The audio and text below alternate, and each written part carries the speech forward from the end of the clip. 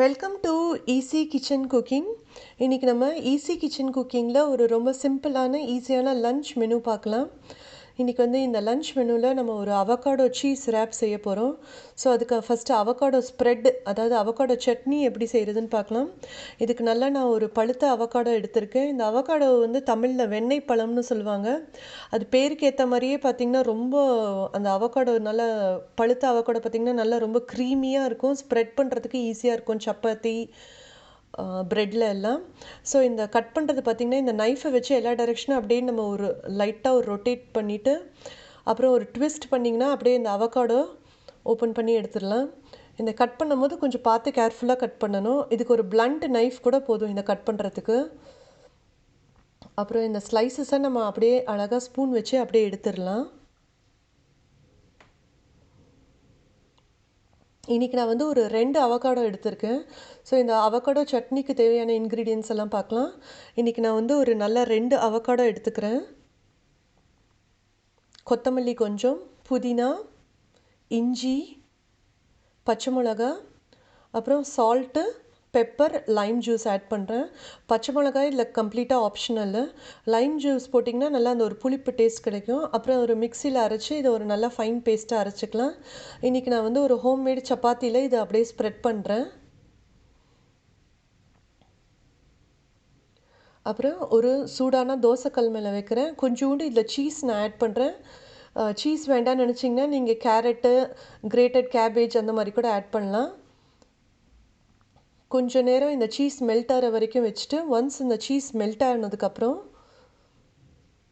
அப்படியே இதை நம்ம ரேப்பாக அப்படியே அதை ஃபோல்டு பண்ணிடலாம்.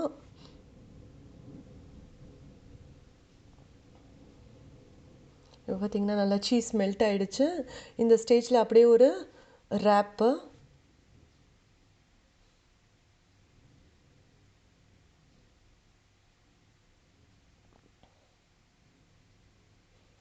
இது ஸ்கூல் லஞ்ச் பாக்ஸில் வைக்கிறதுனால இந்த ரேப் நல்லா அப்படியே நான் ஒரு ஃப்ளாட் இது மாதிரி பண்ணிடுறேன். ஸோ தட் பாக்ஸில் வைக்கும் போது ஒரு 4-5 ரேப்ஸாகவும் வைக்கலாம். எடுக்கும் போதும் குழந்தைங்களுக்கு அது ஜஸ்ட் ஈஸியாக கையில் எடுக்கலாம். ஒரு கட்டும் பண்ணிடுறேன். ஸோ தட் எல்லாமே ஈக்குவல் சைஸாக எடுக்கிறதுக்கும் ஈஸியாக இருக்கும். நம்மளோட அவகாடோ சீஸ் ரேப் ரெடி ஆகிடுச்சு. இந்த மாதிரி பாக்ஸில் வச்சிடுறேன். இன்றைக்கி நான் யூஸ் பண்ணுற இந்த லஞ்ச் பாக்ஸ் பார்த்திங்கன்னா Thermocafe பை Thermos. இது ஒரு ஹாட் பேக்கு. ரொம்ப நல்லாயிருக்கும். கிட்டத்தட்ட ஒரு 4 to 6 ஹவர்ஸ் வரைக்குமே சூடு நல்லா ரீட்டைன் ஆகும். ரைஸுக்கும் சரி இந்த மாதிரி ரேப்ஸுக்குமே ரொம்ப நல்லாயிருக்கும்.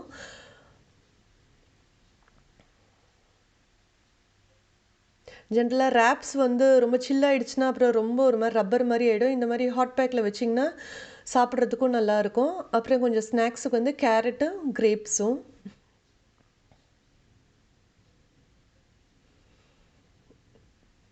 இன்றைக்கி நான் இது ஒரு காம்பேக்டான ஒரு லஞ்ச் பேகு. இதுலேயே நம்ம எல்லாமே வச்சிடலாம். அதாவது வாட்டர் பாட்டில், லஞ்ச் பாக்ஸ் எல்லாமே. ஸோ எல்லாமே ஒரே பேக்கில் இருந்ததுன்னா குழந்தைங்களுக்கு எடுக்கிறதுக்கு ஆக்சஸும் ஈஸியாக இருக்கும், தொலையாமலையும் இருக்கலாம். எல்லாமே ஒரே இடத்துல.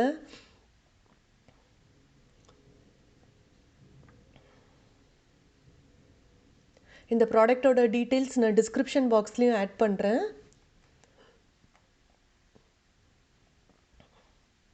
அவ்வளோதான், நம்மளோட school lunch box, lunch bag ready ஆகிடுச்சு.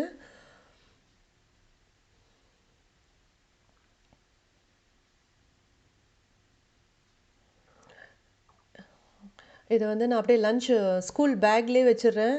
அப்போது எடுத்துகிட்டு போகிறதுக்கும் ஈஸியாக இருக்கும், தொலையாமலையும் இருக்கும்.